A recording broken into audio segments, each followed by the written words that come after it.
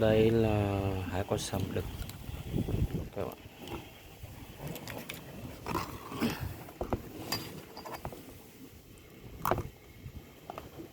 Đây, ngoại trấn của xám các bạn,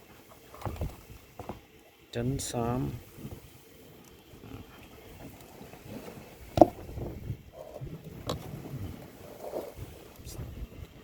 Vỏ bọc bên ngoài của nó là các bạn này, nó có gái nhọn nè chưa.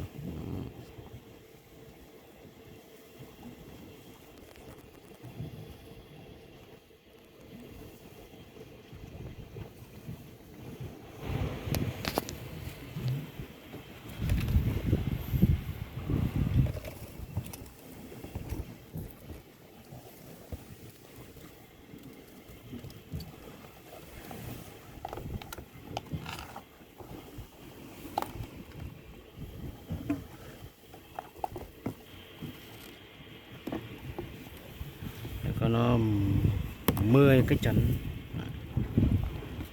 hai cái trấn tước này nữa, 12 cái.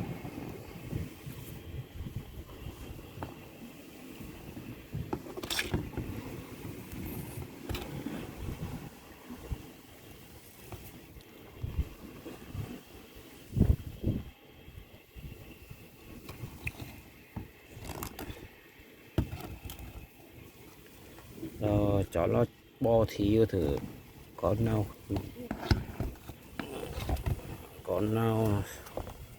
bo nhánh nha.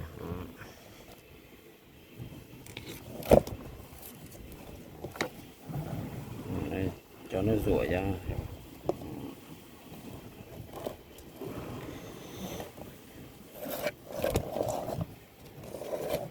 Bắt đầu con nào bo đây.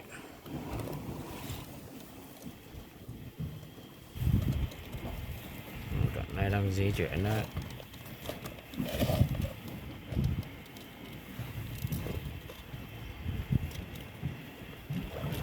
Con này sao đứng im nhỉ, bo đây. Rồi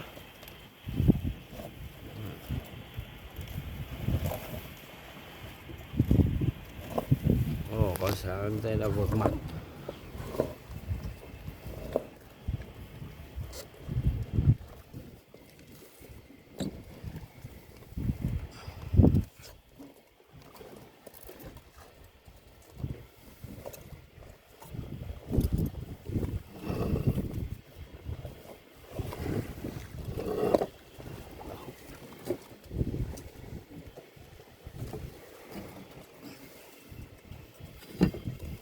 Cánh nó bị vướng, nó bao sai phương hướng.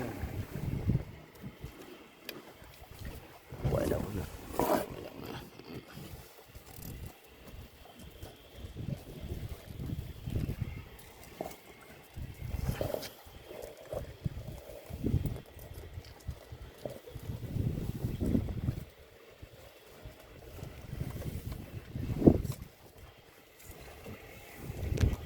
Con này bỏ kiểu gì đây tôi.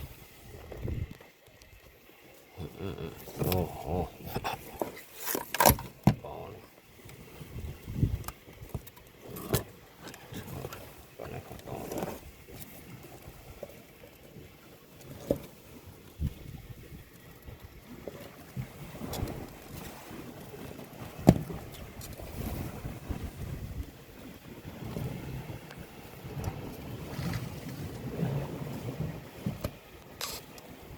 Con này là bể cho các bạn, bể cho mấy sức rồi.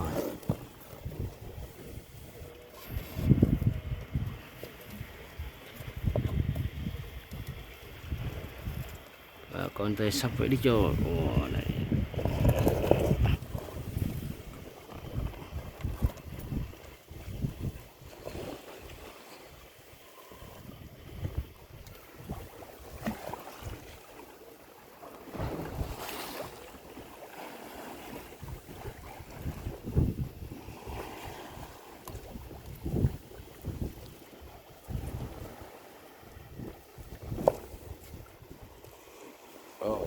Vô đi.